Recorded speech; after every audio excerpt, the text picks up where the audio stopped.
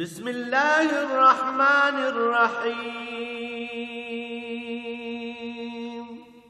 الرحمن علم القرآن.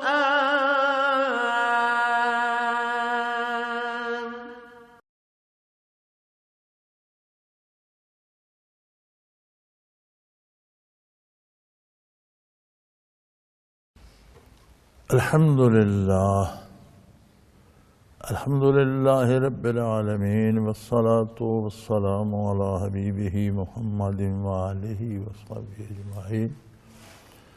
أعوذ بالله من الشيطان الرجيم. بسم الله الرحمن الرحيم. سبح لله ما في السماوات والأرض وهو العزيز الحكيم. له ملك السماوات والأرض يحيي ويميت وهو على كل شيء قدير. هو الأول والآخر والظاهر والباطن وهو بكل شيء عليم. هو الذي خلق السماوات والأرض في 6 أيام ثم استوى على العرش يعلم ما يلج في الأرض وما يخرج منها وما ينزل من السماء وما يعرج فيها وهو معكم أينما كنتم والله بما تعملون بصير.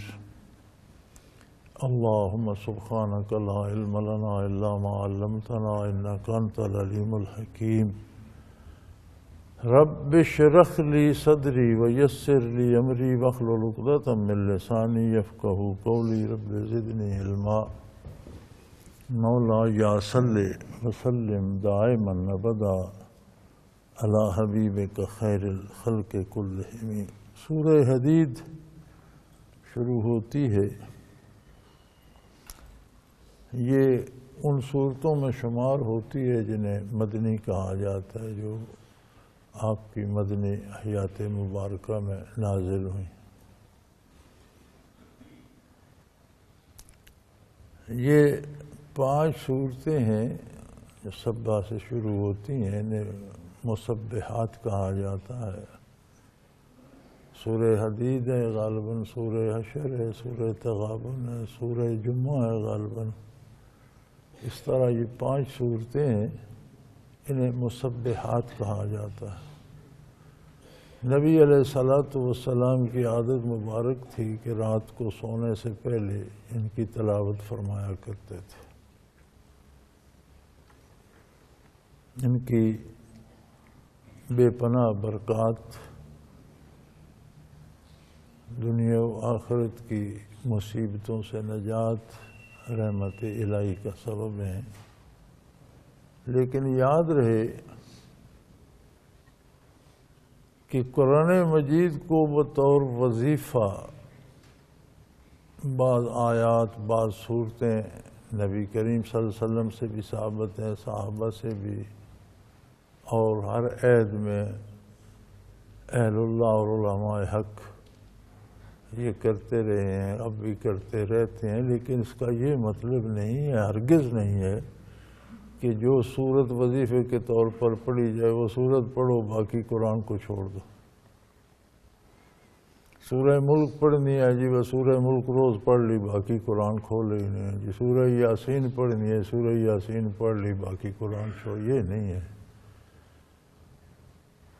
بلکہ وہ سارے قرآن کی تلاوت باقاعدہ کرتے تھے اور یہ زائد پڑھا کرتے تھے.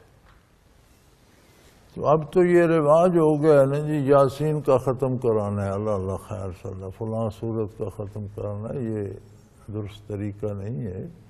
قرآن کریم پورا پڑھنا چاہیے، پڑھنا چاہیے، سمجھنا چاہیے اور اس پر عمل کرنا چاہیے. قرآن کریم وظیفوں کی کتاب نہیں ہے، یہ پوری زندگی کا ایک پروگرام دیا ہے اللہ کریم نے.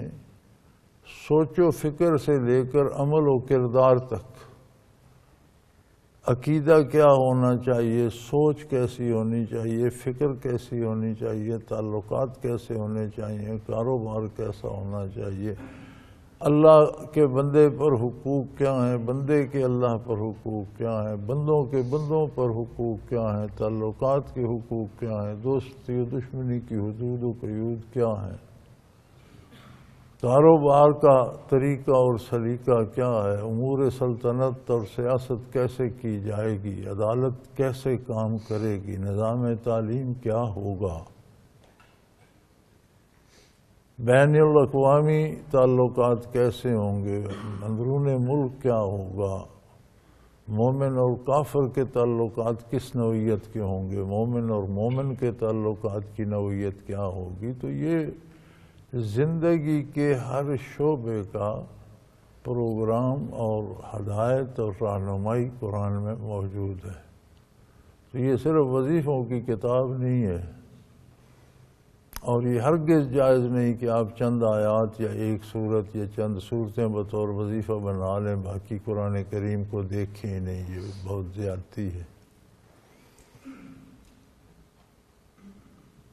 ہر آیت کی اپنی برکات ہیں، ہر سورت کی اپنی برکات ہیں، اور بعض آیات پڑھ کر دم کرنے سے بیماری ٹھیک ہو جاتی ہے، بعض آیات پڑھ کر پھونک کر پانی پی لو شفا ہو جاتی ہے، مصیبت ٹل جاتی ہے. لیکن اس سب کے ساتھ سارے قرآن کی تلاوت ضروری ہے. جو معنی نہیں سمجھ سکتا اس کے لیے بھی تلاوت ضرور ہے. مسلمان کو کم از کم قرآن کریم تو ضرور پڑھنا چاہیے، اور کچھ پڑھے نہ پڑھے کم از کم قرآن تو پڑھے. سبح للہ ما فی السماوات والارض. ارض و سما میں، زمینوں اور آسمانوں میں جو چیز بھی ہے وہ اللہ کی پاکی بیان کرتی ہے، اللہ کا ذکر کرتی ہے. زمین کا ہر ذرہ، ہر پتا، ہر جھاڑی، ہر درخت، ہر پتھر، ہر جڑی بوٹی، ہر پہاڑ، ہر دریا، ہر جانور، ہر پرندہ، آبی ہو یا خشکی کا جانور ہو، ہر جانور، ہر پرندہ، خود زمین، خود پانی کا ہر ذرہ،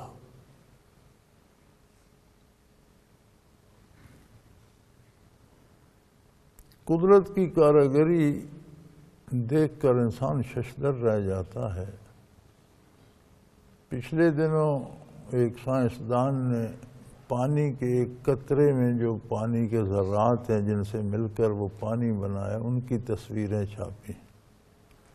آج کل یہ کیمرے کا دور بہت ترقی کر گیا ہے، تو وہ ذرات جو جن سے مل کر وہ پانی کا قطرہ بنا ہے، ان ذرات کی الگ الگ تصویریں چھاپی.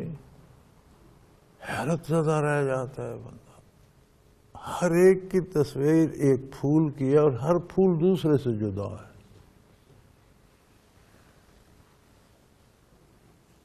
ایک دفعہ برف کا تجزیہ کر کے کسی نے تصویریں چھاپی تھی، میں نے یہاں دکھائی بھی تھی، وہ بھی اسی طرح تھی.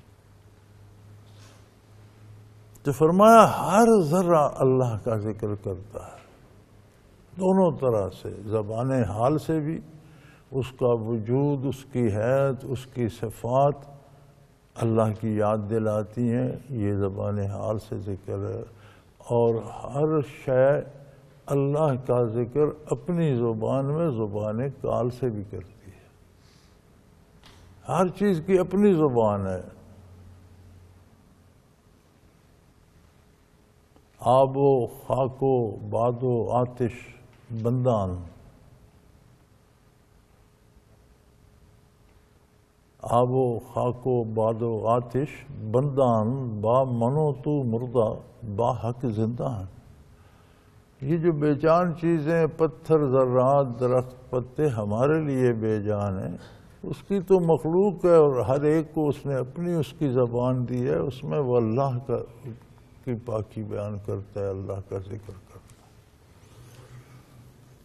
مکلف مخلوق جن اور انسان، ان دو کو مہلت دی گئی ہے موت تک، اگر ذکر نہ بھی کریں تو اس نہ کرنے کی بدبختی جمع ہوتی رہے گی، لیکن ان کی زندگی چلتی رہے گی، روزی ملتی رہے گی۔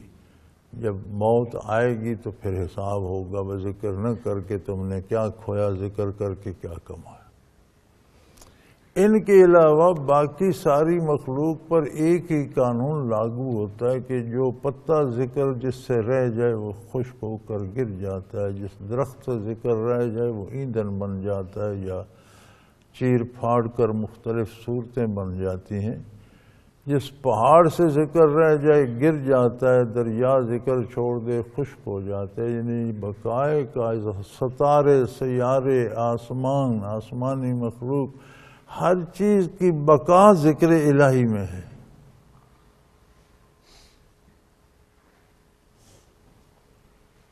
کہ جو کچھ آسمانوں میں ہے یا زمین میں ہے سب اللہ کی پاکی بیان کرتے ہیں، ان کا وجود حالن ذکر ہے، حال سے ذکر کر رہے ہیں، اللہ کی عظمت کی گواہی دے رہے ہیں، اور ان کو اللہ نے ایک ان کی زبان دی ہے۔ اب انسان کو زبان دی ہے تو مختلف ممالک میں اس زبان کا استعمال مختلف ہے، مفہوم ایک ہی ہوتا ہے، چیز ایک ہی ہے، پانی چاہیے، اردو میں پانی کہہ دیں گے، پنجابی میں پانی کہہ دیں گے، عربی میں ماں کہہ دیں گے، فارسی والے ماں کہہ دیں گے، انگریزی والے واٹر کہہ دیں گے، لیکن پانی تو ایک ہی چیز ہے نا۔ انسانی زبان بھی ایک ہے لیکن اس کی ادائیگی مختلف ہوگی۔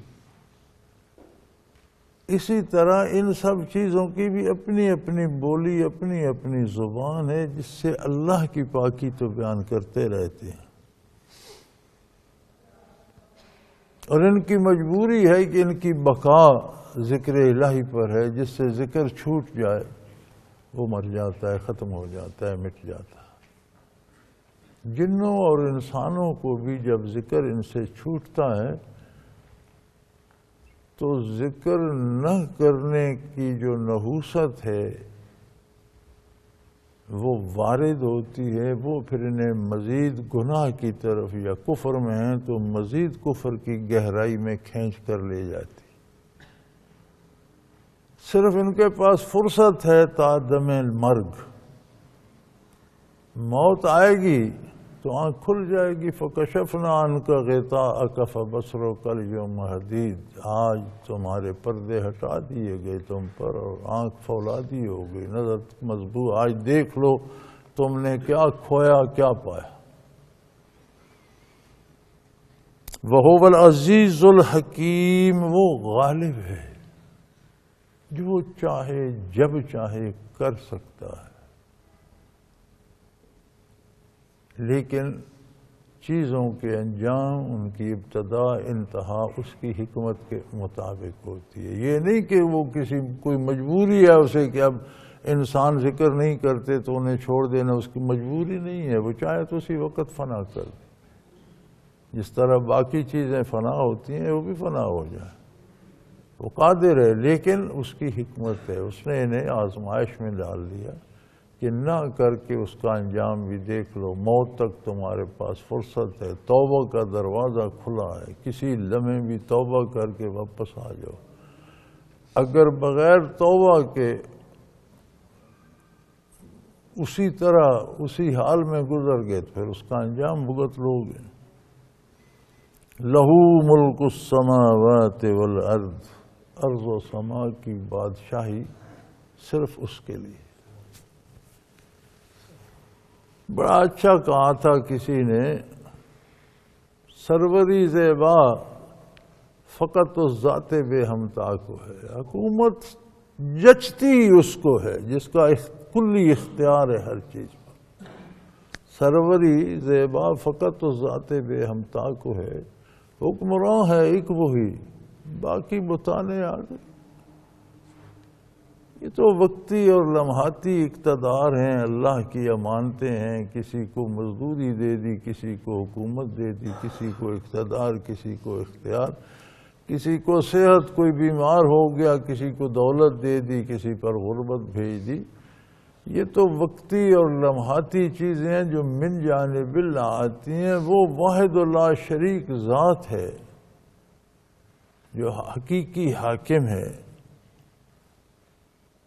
اور اسی کو سزاوار ہے. یحیی و یمیت، وہی حیات بخشتا ہے، وہی موت دے دیتا.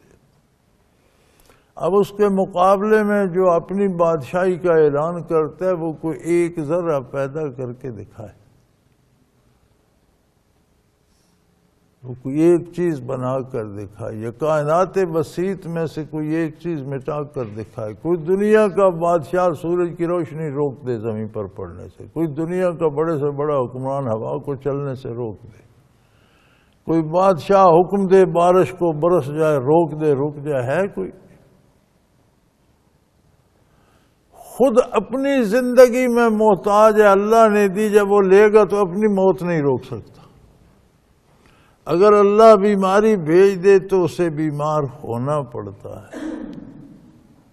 صحت دے دے تو صحت مند ہوتا ہے. تو یہ وقتی لمحاتی اللہ کی طرف سے دی گئی بطور امانت نعمتیں ہیں جو جس کے پاس ہے اس منصب پر اسے اللہ کی اطاعت کرنی چاہیے اور اس کا حق ادا کرنا چاہیے، حقوق اللہ کا خیال رکھنا چاہیے. حقوق کو بھی دو حصوں میں تقسیم کر دیا جاتا ہے، حقوق اللہ اور حقوق العباد، لیکن در حقیقت دونوں ایک ہی ہیں، چونکہ بندوں کے جو حقوق ہیں وہ بھی اللہ نے مقرر کیے. بندوں نے بندوں پر اپنا کوئی حق مقرر یا مسلط نہیں کیا. تو حقوق اللہ اللہ کے حقوق، حقوق العباد بندوں کے حقوق، لیکن بندوں کے حقوق بھی دراصل اللہ کے مقرر کرتے ہیں، ان کی ادائیگی بھی اللہ ہی کی اطاعت ہے. وَهُوَ عَلَىٰ كُلِّ شَيْءٍ قَدِيرٌ، وہی زندگی بخشتا ہے، وہی موت دے دیتا ہے، ہر چیز پہ قادر ہے، جب چاہے جو چاہے کرے.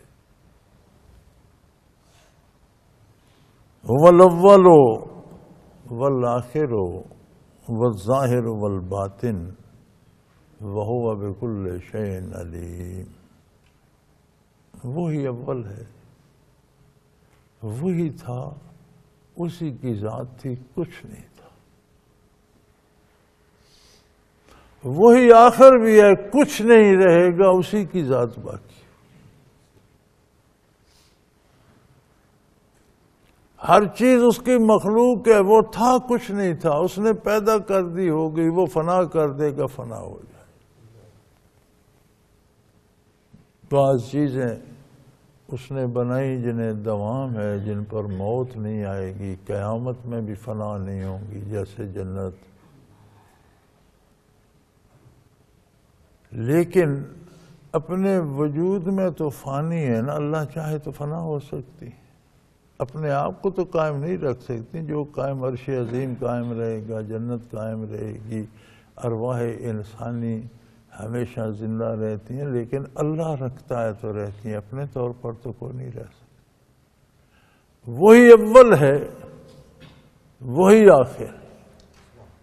ہر چیز کو بنایا اسی نے، ہر چیز مٹ جائے گی، وہی ہوگا.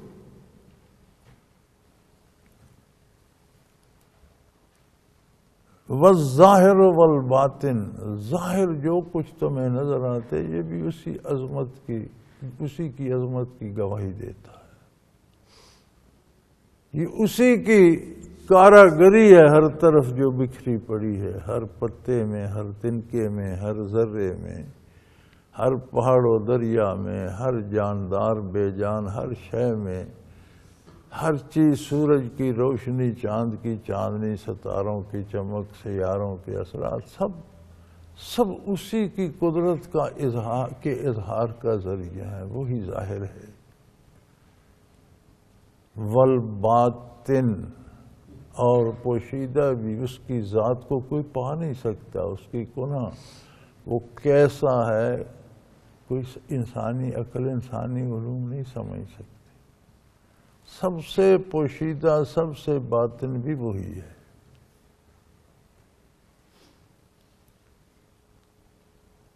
ہر جگہ ہے. میرے پاس ایک بندہ آ گیا، میں دفتر میں بیٹھا تھا باہر، تو جی مجھے اللہ کی تلاش ہے۔ بڑی بات ہے، بڑا اچھا ارادہ ہے اور بڑا عظیم ارادہ ہے، لیکن مجھے یہ بتاؤ اللہ گم کب سے ہوا؟ تلاش تو اس چیز کی جاتی ہے جو غائب ہو، جو گم ہو، جو نہ مل رہی ہو۔ اللہ کی ذات تو ایسی ہے کہ ہر وقت ہر جگہ موجود ہے، تو گم کب سے ہوگی؟ میں نے کہا بھائی اپنے آپ کو تلاش کرو، تم نے خود کو گم کیا ہوا ہے، اللہ نہیں گم ہوا کہ تم اللہ کو تلاش کر رہے ہو، خود اپنے آپ کو کھو چکے ہو، کہاں چلے گئے ہو؟ اپنے آپ کو تلاش کرو، اپنے آپ کو واپس راہ پر لاؤ، اتباع دامان رسالت تھامو۔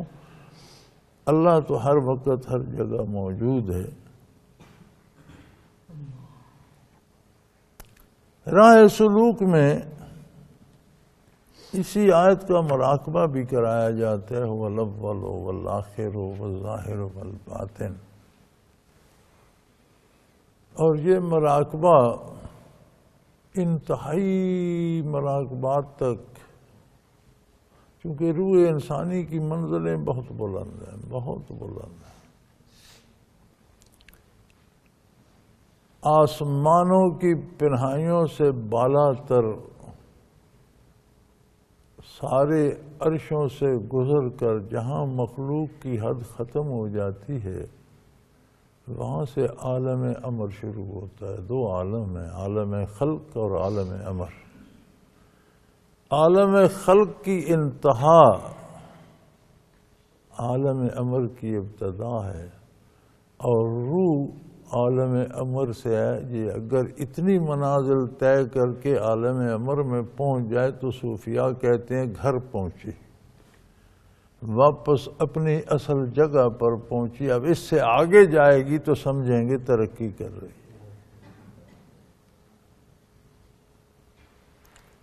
اس سے آگے کتنی منازل ہیں سلوک کی؟ اللہ کرے کسی کو روزمرہ ترقی ملتی رہے، ہمیشہ چلتا رہے، ساری زندگی چلتا رہے، مر جائے، برزخ میں اللہ اسے توفیق دے، اس کی روح ترقی کرتی رہے۔ حالانکہ برزخ میں ترقی نہیں ہوتی، ترقی کا مدار اعمال پر ہے۔ موت آتی ہے تو اعمال منقطع ہو جاتے ہیں، پھر جزا، دار الجزا شروع ہو جاتا ہے، پھر دار عمل ختم ہو جاتا ہے۔ یہ جو ایک تصور ہے نا کہ اولیاء اللہ دنیا ترک کر دیتے ہیں، یہ تارک و دنیا اولیاء نہیں ہوتے۔ اولیاء دنیا کا کام دوسروں سے زیادہ کرتے ہیں، اس لیے کہ اس کام کو شریعت کے مطابق کر کے ہی انہیں ترقی ملتی ہے۔ بعض بڑے بڑے اولیاء کرام کے بارے ملتا ہے کہ وہ جنگلوں میں چلے گئے، وہ چلے نہیں گئے تھے، بادشاہوں نے اور وقت کے حکمرانوں نے ان کے پیروکار، ان کی شہرت اور لوگوں کی عقیدت دیکھ کر انہیں شہروں سے نکال دیا تھا کہ ہماری حکومت کے لیے سیاسی خطرہ بن رہے ہیں، ہمارے امور میں مداخلت کرتے ہیں۔ وہ روک ٹوک بھی کرتے تھے، یہ نہ کرو، یہ غلط ہے، یہ کیوں کیا، یہ درست نہیں۔ تو حضرت جنید بغدادی جیسے لوگوں کو حکمرانوں نے شہروں سے نکال دیا تھا، جنگلوں میں جا بسے، اور پابندی لگا دی کہ وہاں کوئی بندہ ان سے ملنے نہیں جا سکتا۔ لیکن حضرت رحمت اللہ تعالی علیہ فرمایا کرتے تھے کہ جس ولی اللہ کو جبرن بھی نکال دیا گیا اور وہ جنگل میں چلا گیا اور لوگوں سے لین دین، کاروبار حیات ختم ہو گیا، دال روٹی مل گئی، کھا لی بیٹھ کر، وہ رات دن ذکر کرتے رہتے تھے، لیکن اس میں منازل میں پھر ترقی نہیں، کیونکہ منازل کی ترقی کا انحصار کاروبار حیات پر ہے۔ شریعت کے مطابق کام کرنے پر، عبادت کے وقت عبادت، مزدوری کے وقت مزدوری، حلال جائز وسائل اختیار کرنا، لوگوں کے کام آنا، لوگوں سے کام لینا، یہ شریعت کے مطابق جو اعمال ہیں یہ ترقی کا سبب بنتے ہیں۔ تو اگر کسی کو جبرن بھی نظر بند کر دیا گیا، نہ کسی سے مل سکتا ہے نہ آ جا سکتا ہے، تو اس کے مناظر رک جاتے ہیں۔ تو قبر میں کیسے چلیں گے؟ دنیا ہی ختم ہوگی۔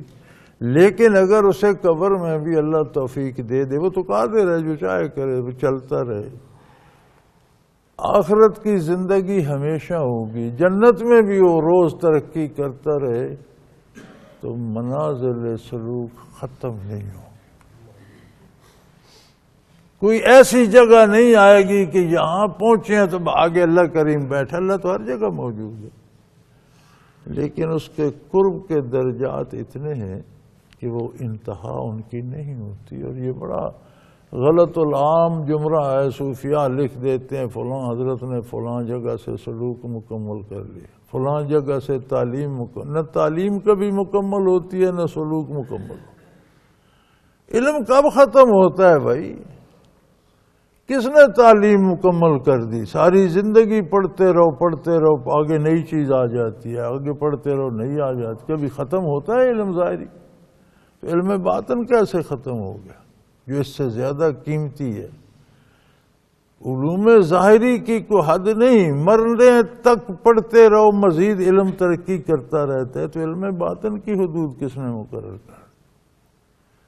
تو یہ جو ساری ترقی ہے، روح جو پرواز بلندیوں پہ کرتی ہے، اسے جو پر ملتے ہیں، جن پروں پر اس نے پرواز، اس کی پرواز کا مدار ہے، وہ پر یہ ہیں هو الاول والآخر والظاہر والباطن۔ جتنی اس مراقبے پہ کوئی محنت کرتا ہے، جتنا کسی کا یہ مراقبہ راسخ ہوتا ہے، اتنی اس کی روح پرواز زیادہ کر سکتی۔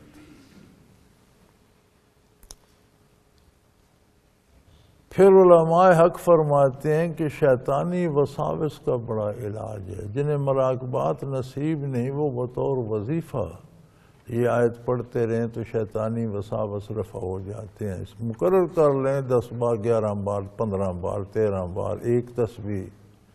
ہر نماز کے ساتھ 20 بار پڑھ لیں تو ایک تسبیح ہو جاتی ہے 5 نمازوں کے ساتھ۔ ورنہ ایک تسبیح، 2 تسبیح روزانہ، اس کی تسبیح پڑھنے سے بھی شیطانی وساوس میں رفع ہو جاتے ہیں، شفا مل جاتی ہے۔ روز کبھی ای میل ہوتی ہے کہ کبھی خط آتا ہے۔ تو وساوس کی مصیبت یہ ہے کہ وسوسہ آئے تو ہم اسے سوچنا شروع کر دیتے ہیں، وہ بڑھ جاتا ہے۔ وسوسہ آئے اسے بھلانے کی کوشش کرو تو ختم ہو جاتا ہے۔ اس کا علاج یہ آیہ کریمہ بھی ہے۔ اور جنہیں اس کا مراقبہ نصیب ہے ان سے میری گزارش ہے کہ بہت محنت کی ضرورت ہے اس میں۔ انتہائی منازل تک قوت پرواز اس سے ملتی ہے۔ والاول والآخر والظاہر والباطن، وہی اول ہے، وہی آخر ہے، وہی ظاہر ہے، وہی پوشیدہ ہے،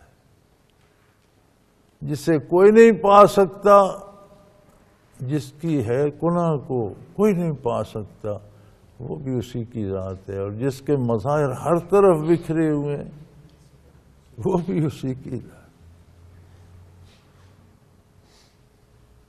وہ کیا کہا تھا کسی نے، یوں تو ہر جگہ ہے تو، ملتا پھر نہیں ہے تو۔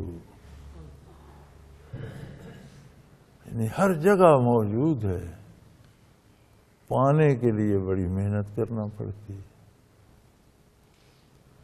وَهُوَ بِكُلِّ شَيْءٍ عَلِيمٌ، ہر چیز سے ہر لمحے اس کی ذات آگاہ ہے، کچھ اس سے پوشیدہ نہیں۔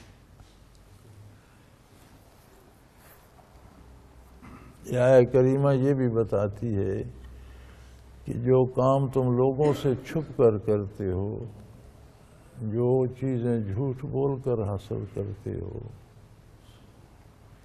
جو جنگلوں میں جا کر یا تاریکیوں میں بیٹھ کر کرتے ہو، اللہ موجود ہے، اس کے تو سامنے کر رہے۔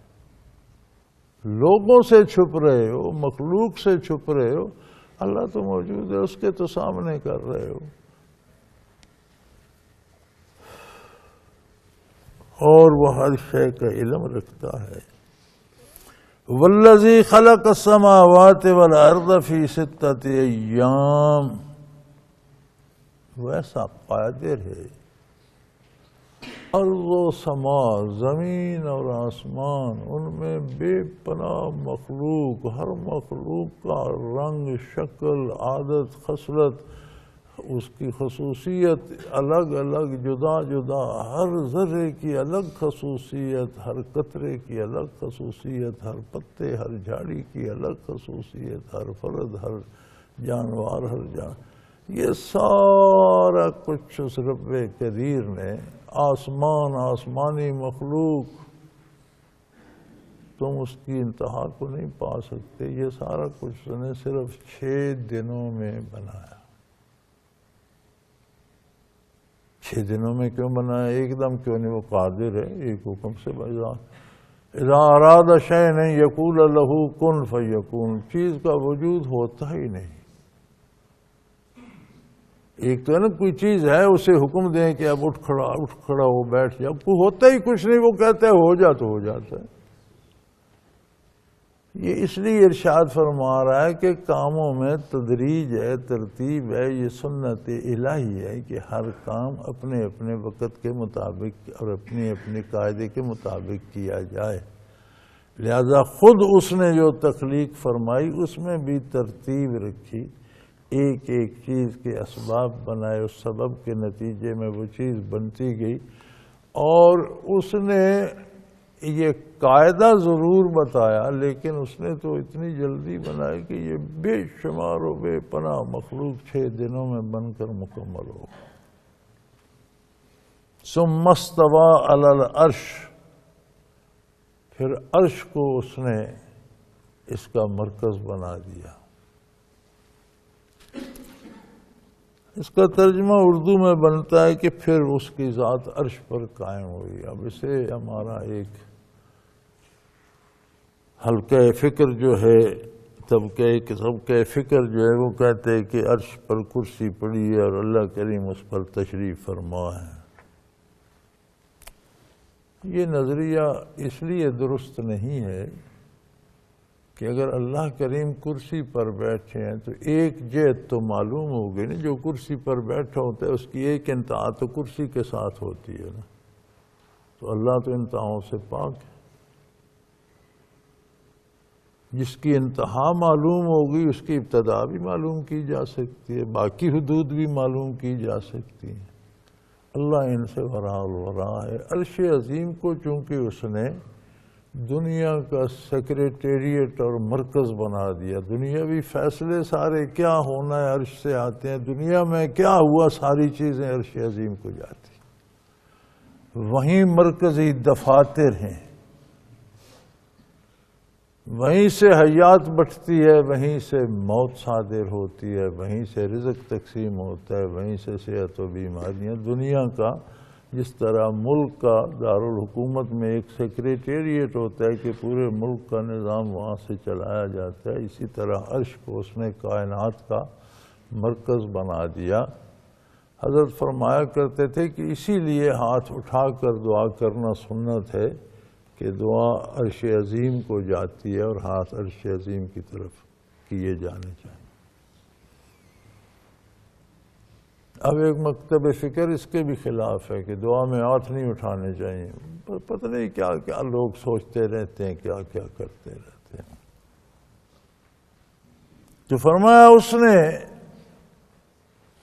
ایک ترتیب حیات رکھی ہے، ان 6 دنوں میں عرش، فرش، ہر چیز، زمین آسمان مکمل کر دی، ان کی مخلوق مکمل کر دی، طریقے سلیقے موسم ہر چیز مکمل کر دی، پھر عرش کو اس کا مرکز بنا دیا۔ یعلم ما یلج فی الارض وما یخرج منہا، کوئی ذرہ، کوئی قطرہ بارش کا، کوئی جن، کوئی فرشتہ، کوئی غیر مرئی مخلوق اگر زمین کے اندر جاتی ہے وہ جانتا ہے، وہ دیکھ رہا ہے، وہ جان رہا ہے۔ کچھ زمین سے اگتا ہے، کھیتیاں اگتی ہیں، جڑی بوٹیاں اگتی ہیں، بے شمار سے ہر چیز اس کے علم میں، ہر چیز کو جانتا ہے۔ جو کچھ زمین میں جاتا ہے اسے جانتا ہے، جو کچھ زمین سے نکلتا ہے اسے جانتا ہے۔ وَمَا يَنزِلُ مِنَ السَّمَاءِ، جو کچھ آسمان سے نازل ہوتا ہے اس کے روبرو ہے، وہ جانتا ہے۔ فرشتہ آتا ہے، ارواح آتی ہیں، بارش نازل ہو، جو کچھ بھی ہے وہ سب جانتا ہے۔ وَمَا يَعْرُجُ فِيهَا، اور جو کچھ آسمان کو اٹھایا جاتا ہے، زمین سے فرشتے آسمان کو جاتے ہیں، مخلوق کے اعمال و کردار جاتا ہے آسمان کو، عرش کو جاتا ہے۔ فرمایا وہ سب اس کے روبرو ہے، وہ سب جانتا ہے، سب دیکھ رہا ہے۔ وَهُوَ مَعَكُمْ أَيْنَمَا كُنْتُمْ، تم جہاں کہیں ہو، جس حال میں ہو، وہ تمہارے ساتھ ہے، وہ تم سے جدا نہیں ہے، تمہارے پاس ہے، تمہارے ساتھ ہے۔ معیت باری، یہ بڑی خوبصورت بحثیں ہیں اس میں۔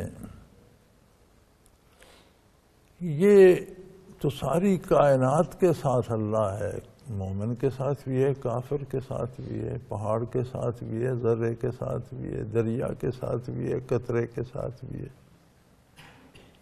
تو یہ معیت وہ ہے جو چیزوں کو وجود اور حیات اور اوصاف بخشتی ہے۔ یہ معیت باری وہ ہے جو وجود، ذات اور اوصاف عطا کرتی ہے، حیات و موت کے فیصلے کرتی۔ یہ مومن، کافر، جاندار، بے جان، زمین، آسمان، عرش، کرسی، ہر شے کو حاصل ہے۔ وَهُوَ مَعَكُمْ أَيْنَمَا كُنْتُمْ، کسی حال میں ہو وہ تمہارے پاس ہے۔ اچھے عجیب لوگ ہوئے ہیں دنیا میں۔ امت مسلمہ کا خزانہ جو ہے یہ طرح طرح کے جواہرات کا بھرا ہوا خزانہ ہے۔ ایسے لوگ ہوئے ہیں، حیرت ہوتی ہے۔ ٹیپو سلطان مرحوم حکمران تھے ریاست کے، اور ان کا عمومی ایک فوٹو آپ دیکھتے ہیں، تصویر چھپی ہوتی ہے، بڑی بڑی مونچھیں اور داڑھی صاف اور بڑا مشٹنڈا سا بنایا ہوتا ہے۔ یہ ان کی اصلی تصویر نہیں ہے۔ ان کی اصلی تصویر ان کے پاس، انگریزوں کے پاس اس میں ہے، ان کی انڈیا آفس لائبریری میں، اور کسی نے مجھے بھی وہاں سے بھیجی ہے۔ بڑی خوبصورت داڑھی ہے ان کی، اور بالکل دیکھنے سے بادشاہ نہیں، درویش لگتا۔ تو وہ تو انہوں نے چھپا دی اور ایک مشٹنڈا سا تصویر فرضی بنا کر لگا دی۔ اس کے والد کی بھی داڑھی تھی اور اس کی بھی داڑھی ہے۔ تو ان کی عادات میں تھا کہ انہوں نے ایک باریک ململ کا لباس بنایا ہوا تھا جسے پہن کر غسل خانے میں غسل کیا کرتے۔ تو وہ صابن شابن جو کچھ لگانا اس کے اوپر لگاتے تھے اور پانی تو غسل کرتے تھے۔ تو کسی نے اس کی کہ بادشاہ سلامت، باتھ روم ہے، غسل خانہ بند ہے، دروازہ بند ہے، اندر پانی ہے، پھر یہ تکلف کیسا؟ تو کہنے لگے مخلوق سے بند ہے، اللہ کے تو سامنے، مجھے برہنہ ہوتے ہوئے اللہ سے حیات۔ کیسے لوگ تھے اس امت کے دامن میں، کیسے ہیرے ہیں۔ یہ ایک ادراک ہے، احساس ہے معیت باری کا۔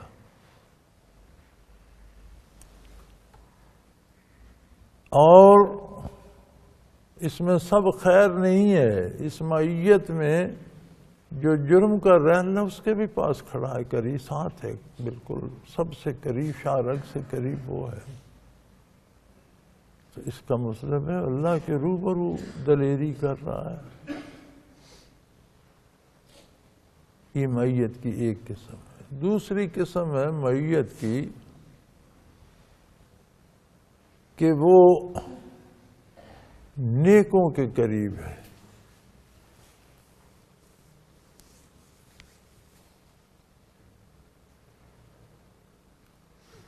نیکی کیا ہے؟ نیکی کی بنیاد ایمان ہے اور اس کا وجود عمل ہے۔ نظریاتی طور پر، عقیدے کے طور پر، سوچ و فکر کے طور پر ایمان لانا، کردار کو اس کے مطابق ڈھالنا، یہ نیکی ہے۔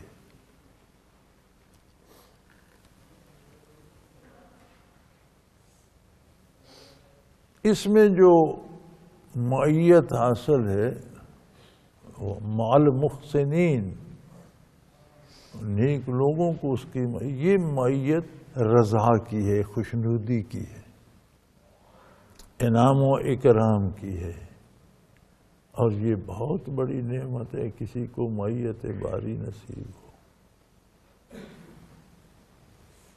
لیکن اس میں ایک عجیب بات ہے کہ معیت کسی کے ذات کو نصیب نہیں، اوصاف کے ساتھ مقید ہے۔ من المحسنین،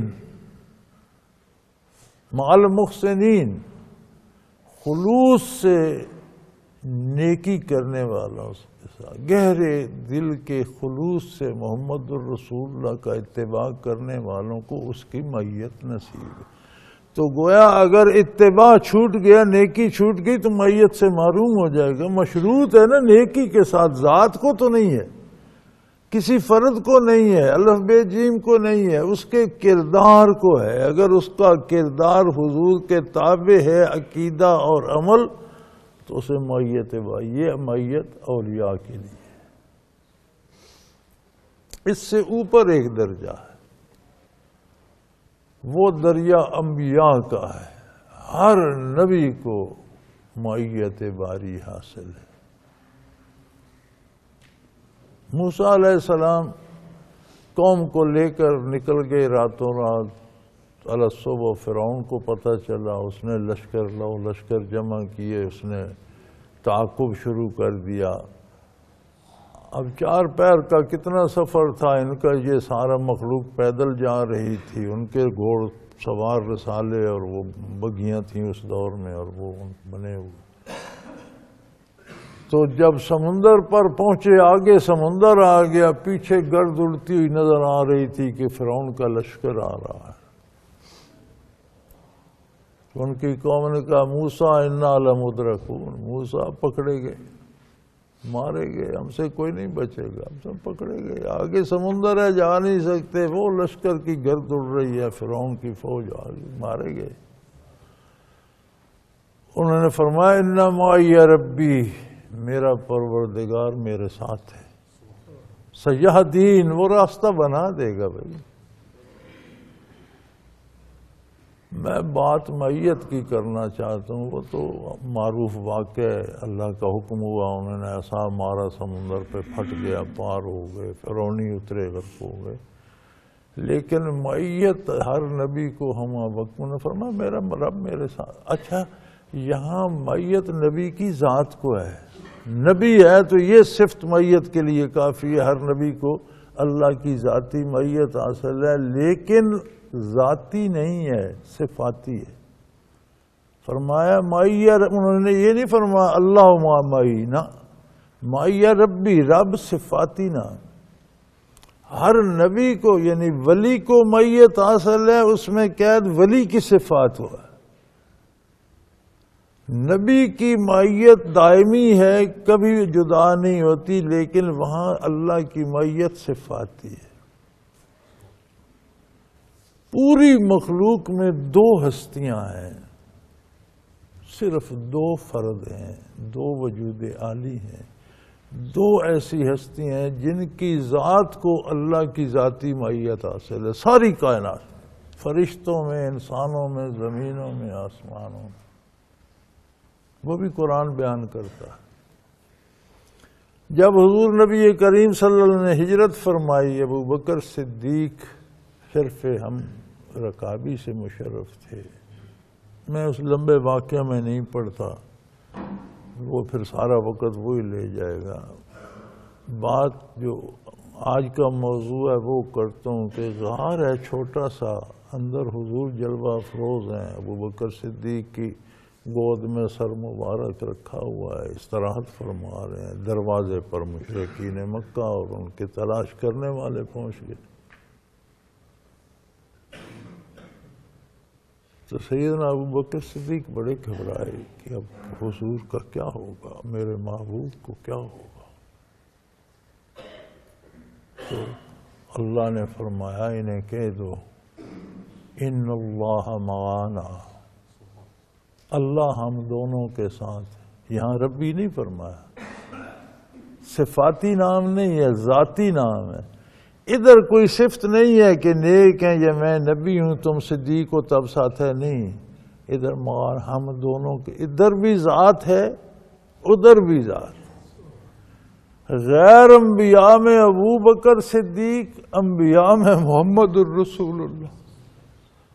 نبیوں میں ان کا کوئی ثانی نہیں ہے، غیر نبیوں میں ان کا کوئی ثانی۔ تو معیت کا یہ درجہ پوری کائنات میں عرش و فرش، فرشتوں، انسانوں، جنوں میں ان دو ہستیوں کو حاصل ہے کہ ذات کو ذات کی معیت حاصل ہے۔ ان اللہ مغان، اللہ ہم دونوں کے، ادھر بھی ذات ہے ادھر بھی ذات۔ تو یہ سب سے عالی درجہ ہے۔ اب راہ سلوک میں اس کا مراقبہ بھی کرایا جاتا ہے، اسے مراقبہ معیت کہتے ہیں۔ وَهُوَ مَعَاكُمْ أَيْنَمَا كُنْتُمْ، اس پر جتنی محنت مجاہدہ کیا جائے تو اس کے اثرات دو طرفہ ہوتے ہیں۔ انسان کے دل میں خلوص پیدا کرتا ہے اور کردار میں حسن پیدا کرتا ہے، عقیدے میں صحت اور قوت پیدا کرتا ہے اور عمل میں اتباع رسالت پیدا کرتا ہے۔ دوسری طرف رحمت باری کو جوش میں لاتا ہے اور ہمہ وقت اللہ کی رضا مندی، خوشنودی کے ساتھ اس کی معیت نصیب ہوتی۔ تو جو اس راہ کے مسافر ہیں، جو خود کو صوفی کہتے ہیں یا طالب کہتے ہیں یا اس طرح، انہیں ان پر بہت زیادہ محنت کرنی چاہیے۔ واللہ بما تعملون بصیر، اور یہ بھی یاد رکھو تم جو کچھ کرتے ہو اللہ کے روبرو کر رہے ہو۔ یہاں لفظ بصارت بصارت ہوتا ہے نظر سے دیکھنا، نگاہ سے دیکھنا۔ اکثر جگہ پہلے بھی گزرا کہ وہ ہر چیز کو جانتا ہے، وہاں علم کا حوالہ دیا گیا۔ یہاں بصیر ہوتا ہے اپنی نظر سے، وہ اپنی جیسی اس کی شان ہے، اس کے لائق جو نگاہ ہے، فرمایا وہ اپنی نگاہ سے تمہیں دیکھ رہا ہے، تم چھپ نہیں سکتے۔ جو کرتے ہو، جو سوچتے ہو، جو کہتے ہو، جو دل میں چھپا کے رکھتے ہو، جو زبان پہ، ہر چیز، ہر کردار، ہر لمحہ وہ جان بھی رہا ہے، دیکھ بھی رہا ہے۔ لہو ملک السماوات والارض، زمینوں آسمانوں کی سلطنت اس کی ہے، بادشاہ وہ ہے، بادشاہی اس کو سزاوار ہے۔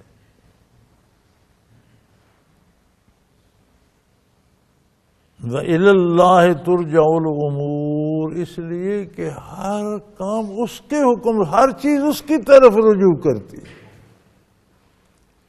بادشاہ تو وہ ہوتا ہے نا جس کا ملک پر حکم نافذ ہو، تو ارض و سما پر، کائنات پر، مخلوق پر، کائنات وسیط پر کس کا حکم چلتا ہے؟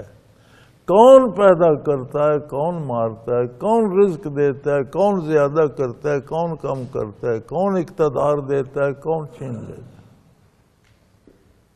یار ہمارا تو آج کا یہ ہمارا اس تھوڑی سی زندگی مستعار جو اللہ نے ہمیں دی، ہم نے اس میں بھی دیکھا فقیروں کو بادشاہ بنتے دیکھا اور بادشاہوں کو قتل ہوتے، ذلیل ہوتے، رسوا ہوتے، جیلوں میں جاتے، قید میں سڑتے مرتے بھی دیکھا۔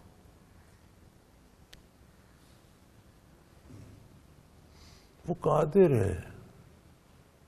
یہ آج جو بڑا تکڑا حکمران بنا ہوا ہے ہندوستان کا، اس کی تصویریں چھپ رہی تھیں کہ یہ گلیوں میں جھاڑو دیا کرتا تھا اور چائے بیچا کرتا تھا، گڑیوں سے کوڑا اکٹھا کر کے وہ بھی بیچا کرتا تھا۔ وہ کہاں سے اس خاک سے اٹھا کر اس نے 1.25 ارب بندے ہیں ہندوستان میں، ان کا حکمران بنا دیا۔ 120 یا 22 یا 125 کروڑ آبادی ہے، 1.25 ارب کی آبادی ہے۔ پوری دنیا کی آبادی لگ بھگ 6 ارب ہے، 1.25 ارب تو ہندوستان میں پڑی۔ تو ایک گلیوں میں جھاڑو دینے والے اور پھر چائے کا کھوکھا بنا کر چائے بیچنے والے کو اس نے وزیر اعظم بنا، اور ہندوستان تقسیم کرنے والا بڑا لیڈر نہرو اور اس کے گھر میں حکومت کے تخت و تاج پر پیدا ہونے والی اندرا پھر وہ حکمران بننے والی ایک سپاہی کے ہاتھوں سے قتل کرا دیا۔ وہ قادر ہے۔ یہاں ہمارے ملک میں کیا نہیں ہوا، کتنوں کو ہم نے اٹھتے دیکھا، کتنوں کو گرتے دیکھا۔ تو فرمایا اس کے اقتدار کو تو کوئی زوال نہیں، کوئی چیز کبھی دم نہیں مار سکتی۔ لہو ملک السماوات والارض، آسمانوں زمینوں کی ریاست، سلطنت، حکومت اسے زیبا ہے، اس کی ہے، باقی سب عارضی تماشا اس کا بنایا ہوا ہے۔ اس لیے اس کی ہے کہ اللہ ترجع الامور، ہر کام اسی کی طرف رجوع کرتا ہے، ہر فیصلہ اسی کا نافذ ہوتا ہے، ہر حکم اسی کا جاری ہوتا ہے۔ یولج اللیل فی النہار، وہ رات کو دن میں داخل کر دیتا ہے۔ گرمیاں آتی ہیں، دن بڑا ہونا شروع ہو جاتا ہے، رات سمٹنے لگ جاتی ہے، دن کہاں سے وقت لیتا ہے، رات کو دن میں شامل کرتا چلا جاتا ہے۔ وَيُولِجُ النَّهَارَ فِي اللَّيْلِ، جب چاہتا ہے تو دن کو رات میں شامل کرنا شروع کر دیتا ہے۔ اب سردیاں آ رہی ہیں، رات لمبی ہوتی جا رہی، دن چھوٹا ہوتا جا رہا۔ وہ ایسا قادر ہے کہ رات کو دن میں داخل کر دیتا ہے، دن کو رات میں بدل دیتا ہے۔ وَهُوَ عَلِيمٌ بِذَاتِ الصُّدُورِ، وہ ان وساوس اور خیالات کو بھی جانتا ہے جو لوگوں کی دلوں کی گہرائیوں میں گزرتے۔ منہ سے الفاظ نکالنا تو بڑی جرت کی بات ہے، سوچ کر نکالو، اللہ دیکھ بھی رہا ہے، جان بھی رہا ہے، سن بھی رہا ہے۔ لب پر کیا آیا،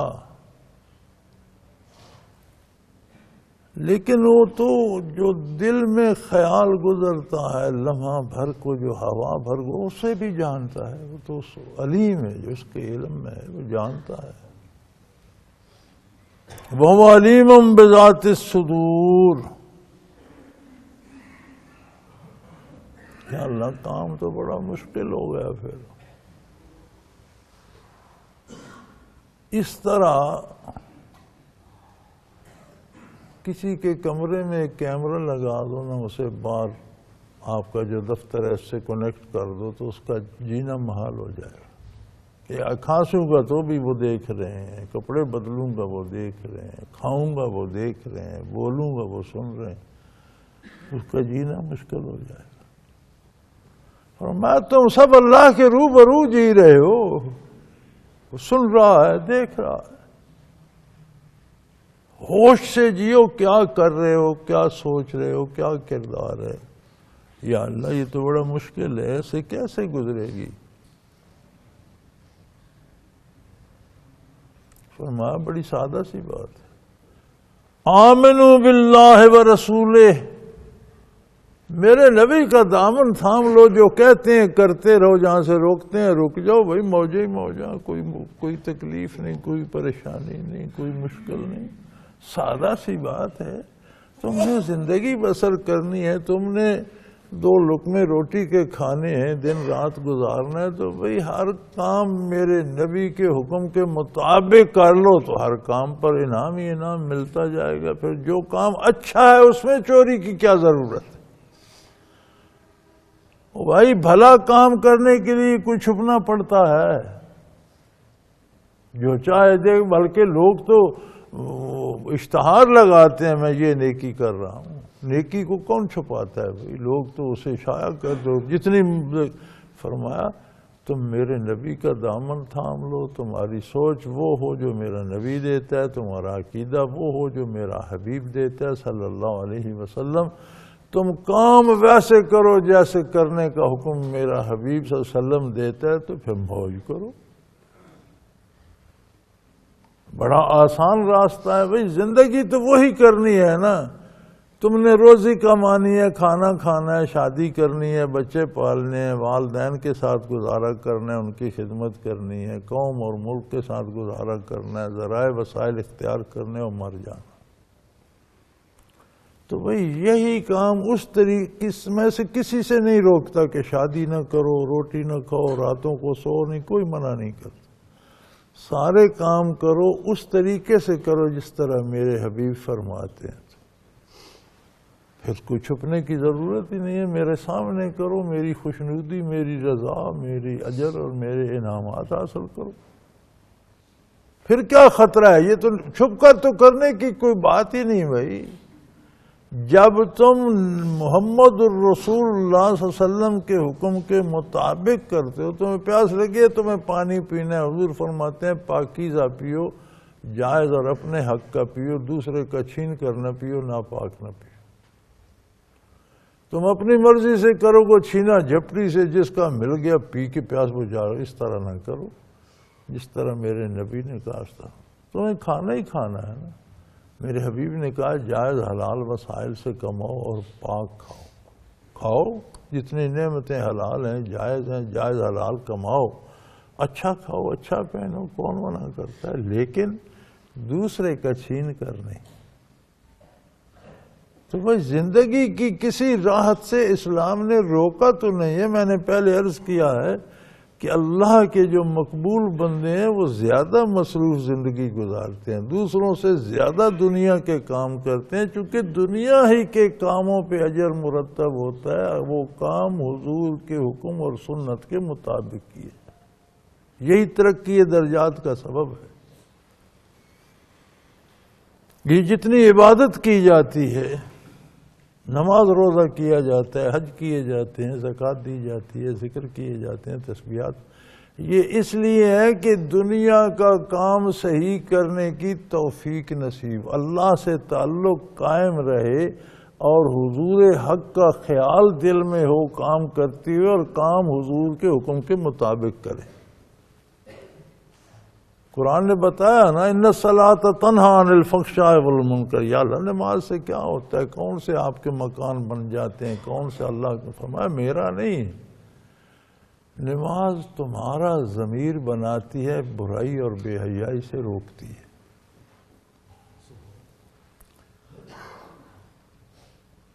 تو اگر کوئی نماز بھی پڑھتا ہے اور برائی بھی کرتا ہے تو اس کا مطلب ہے وہ نماز نہیں پڑھتا، کہیں کوئی کمی ہے، وسائل میں کمی ہے، عقیدے میں کمی ہے، ادائیگی میں کہیں کوئی کمی، اس کی نماز ہوتی نہیں، اس لیے برائی کر رہا ہے، خالی نماز کی نمائش اور وہ کر رہا ہے، نقل کر رہا ہے، ہوتی نہیں۔ نبی علیہ الصلوۃ والسلام نے فرمایا کہ جو حج کرتا ہے وہ اس طرح پاک ہو جاتا ہے گویا آج دنیا میں پیدا ہوا۔ ہم حج کرتے ہیں تو ہماری عملی زندگی میں کوئی فرق تو نہیں پڑتا، پھر ویسے کہ ویسے وہی جھوٹ بولنا، وہی رشوت، وہیں سے شروع کر دیتے ہیں کہ یار یہ رشوت لے لو، میری سیٹ 2 دن پہلے، یہاں پریشان ہوتے ہیں مجھے مکہ مکرمہ، وہاں پریشان ہوتے ہیں مجھے گھر جانا ہے، مجھے پہلے جانا ہے، یار یہ رشوت لے لو میری 2 دن پہلے کر دو، یہاں تک ہو جاتا ہے معاملہ۔ یہ کیوں کرتے ہیں؟ حج نہیں ہوتا، سیر سپاٹا ہوتا ہے۔ حج ہوتا تو معصوم پاک دامن پاکیزہ ہو جاتے، زخمی ہو نا جگہ اور وہ زخم بھر جائے تو زیادہ حساس ہو جاتی ہے، انگلی لگانے سے بھی درد کرتی ہے۔ حج قبول ہو جائے تو گناہ کا سوچنے سے بھی تکلیف ہوتی ہے، گناہ کرنا تو دور کی بات، گناہ سوچنے، انگلی لگنے سے بھی درد ہوتا ہے۔ جہاں سے زخم ٹھیک ہو جائے، توبہ قبول ہو جائے، حج ہو جائے، تو پھر جھوٹ بولنے سے، رشوت دینے سے، ناجائز کرنے سے ڈر لگنا نہیں کر سکتا بندہ۔ ہاں ٹوٹل پورا کرنے سے تو بات نہیں نہ بنتی۔ چلو جی نقل کر لی اور وہ ہو گیا، اداکاری ہو گئی، تو سیر سپاٹا تو ہو جاتا ہے، وہ نہیں ہوتا۔ تو فرمایا بڑا آسان راستہ ہے بھائی، کوئی مشکل نہیں ہے، گھبراتے کیوں ہو؟ تم وہ کرو جو میرا نبی کہتا ہے تو میں خوش ہی خوش۔ اگر وہ جان دینے کو کہتا ہے تم جان دے دو، میں تم سے راضی۔ وہ کسی کی جان لینے کا حکم دیتا ہے، جہاد کرو، قتال کرو، کافر کو مارو، تم قتل کر کے بھی میرے محبوب و مقبول، مقتول ہو کر بھی میرے محبوب و مقبول۔ اس کے حکم کے مطابق ادا کر کے فرائض سو جاؤ، تمہاری نیند بھی عبادت، تمہارا اٹھنا بیٹھنا بھی عبادت، تمہارا بچے پالنا بھی عبادت، والدین کی خدمت بھی عبادت، گھر بنانا بھی عبادت، کمانا بھی عبادت۔ شرط ایک ہے، اس طرح کرو جس طرح میرے حبیب نے رہنمائی فرمائی، زندگی آسان ہو گئی۔ اگر نہیں کرو گے تو پھر یاد رکھو میرے سامنے ہو تم۔ آمنو باللہ ورسولہ، اللہ پر ایمان لاؤ، اللہ کے نبی پر یقین و اعتماد کرو، ایمان لاؤ، اتباع اختیار کرو۔ وَأَنْفِقُوا مِمَّا جَعَلَكُمْ مُسْتَخْلَفِينَ، یار تمہیں مستخلفین فیہ، اور یہ تمہیں دنیا جو ہے یہ محروم کرتی ہے نا حضور کے اتباع سے۔ رشوت دے کر دنیا کا فائدہ لینا چاہتے ہو، جھوٹ بول کر دنیا کا فائدہ لینا چاہتے ہو، رشوت لے کر دنیا کمانا چاہتے ہو، ظلم کر کے قتل عام کر کے اپنا اقتدار قائم رکھنا، یہ سارے کام دنیا کے لیے کرتے ہو، تو دنیا تمہارے باپ کی ہے، کہاں تھے تم؟ اور تمہیں وراثت میں مستخلفین، پہلے دنیا کسی اور کے پاس تھی، بادشاہ کوئی اور تھے، سپاہی کوئی اور تھے، جرنیل کوئی اور تھے، زمین یہی تھی، ملک یہی تھے، سرحدیں یہی تھیں، فضائیں موسم یہی تھے، تم نہیں تھے، کوئی اور تھا، اس سے تم کو مل گئی، پھر تمہارے پاس ہمیشہ رہے گی۔ جب تمہیں کسی سے ملی ہے، تم کی کسی کو دے کر چلے جاؤ گے، تو پھر اس کے لیے اللہ کی نافرمانی کرنے کا کیا مطلب؟ اس کے لیے محمد رسول اللہ کا اتباع چھوڑنے کا کیا مطلب؟ زمینوں پہ بیٹھے تھے کچھ ذمہ دار، وہاں ملاقات کے لیے جمع ہو گئے، باتوں باتوں میں مجھے کہنے لگے کہ آپ کو اللہ نے بڑی زمینداری دی ہے اور بڑی کاشت والی خوبصورت زمینیں، اور بہت زیادہ ہے آپ کے پاس۔ میں نے کہا یہ میری نہیں ہے، تو کس کی ہے؟ میں نے کہا ان الارض للہ، یہ ساری اللہ کی ہے، یرثھا من یشاء، جسے چاہتا ہے دے دیتا۔ یہ میرے باپ کے پاس نہیں تھی، میرے دادا کے پاس نہیں تھی، اللہ ان کی مغفرت فرمائے، پتہ نہیں کس کے پاس تھی، اس نے مجھے دے دی، کل پتہ نہیں کس کے پاس ہوگی، اس کی ہے۔ میری تو آزمائش ہے کہ میں کیسے اس کو برتتا ہوں، کیسے رزق حاصل حلال کرتا ہوں یا حرام۔ جو اس پہ کام کرتے ہیں ان سے میرا انداز کاروبار جو ہے وہ حضور کی سنت کے مطابق ہے یا فرعون والا ہے؟ اس میں تو میرا تو امتحان ہے بھائی، آج میرے پاس ہے کل کسی کے پاس ہوگی، اس کا مالک تو اللہ، ان الارض للہ، یہ زمین اللہ کی ہے، یرثھا من یشاء، جسے چاہتا ہے اس وقت کے وقتی طور پر دے دیتا۔ تو فرمایا تم دنیا کے لیے میرے نبی کی نہ، تو دنیا تمہارے پاس رہے گی، تم آئے تو دنیا بنی نہیں، تم سے پہلے لوگوں کے پاس تھی، مستخلفین، تم نے تو وراثت میں لی، وراثت میں چلی بھی جائے گی، تو پھر اس کے لیے نافرمانی کرنے کا کیا مطلب؟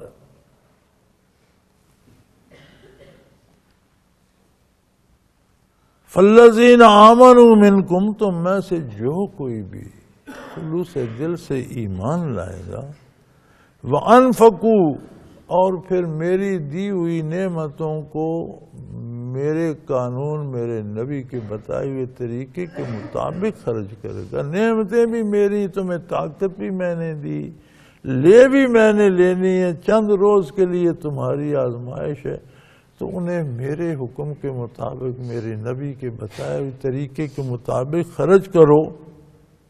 لہم اجر کبیر، تم سوچ نہیں سکتے کہ میں تمہیں کتنے بڑے انعامات سے نوازوں۔ تمہارے علم و ادراک کی، تمہاری سوچوں کی، تمہاری فکر کی وہاں رسائی نہیں ہے جتنا اس کا انعام ملنے والا ہے، تو تم اسے چھوڑ کر یہ وقتی لمحاتی لذتوں اور وقتی لمحاتی دنیا کے لیے بھٹک جاتے ہو، کیا کر رہے ہو؟ وآخر دعوانا ان الحمد للہ رب العالمین۔ اللہ اللہ اللہ اللہ اللہ اللہ اللہ اللہ۔ حضرت امیر محمد اکرم آوان مد ذلہ العالی دارالعرفان منارہ ضلع چکوال میں سالہ سال سے قرآن و حدیث کے اوپر خطابات کر رہے ہیں اور سلسلہ نقشبندیہ اویسیہ کے مطابق لوگوں کو ذکر الہی کی تربیت دے رہے ہیں۔ وہ قرآن پاک کی تفسیر ترتیب وار بیان کر رہے ہیں۔ تفسیر قرآن کو وہ موجودہ ملکی اور بین الاقوامی حالات کے مطابق بیان کرتے ہیں۔ موٹر وے سے کلر کہار کے انٹرچینج سے نکلتے ہوئے، کلر کہار کی جھیل سے ہوتے ہوئے، میانی، بوچھال اور نورپور سے گزرتے ہوئے دارالعرفان منارہ پہنچ سکتے ہیں۔ حضرت امیر محمد اکرم آوان نے بچیوں اور بچوں کی دینی اور دنیاوی تعلیم کے لیے سقارہ اکیڈمی کے نام سے ایک درسگاہ بھی قائم کی ہے، جس کا افتتاح ملک پاکستان کے صدر جنرل محمد ضیاء الحق نے اپنے دست مبارک سے کیا تھا۔ وہ تمام احباب جو اسلام کی طلب رکھتے ہیں ان سے گزارش ہے کہ دارالعرفان منارہ ضلع چکوال میں امیر محمد اکرم آوان صاحب کے خطابات سے مستفید ہوں۔ وہ ہر جمعے کو نماز سے پہلے بیان فرماتے ہیں۔ ہر ماہ کی پہلی اتوار کو ماہانہ اجتماع ہوتا ہے جس میں آپ خصوصی خطاب فرماتے ہیں اور پاکستان کے چاروں صوبوں سے احباب اس اجتماع میں شرکت کرتے ہیں۔ اس کے علاوہ یہاں سال میں 2 مرکزی اجتماعات بھی ہوتے ہیں، ایک رمضان المبارک میں اعتکاف کا اجتماع اور دوسرا جولائی اور اگست میں 40 دن کا اجتماع ہوتا ہے جس میں روحانی تربیت کی جاتی ہے۔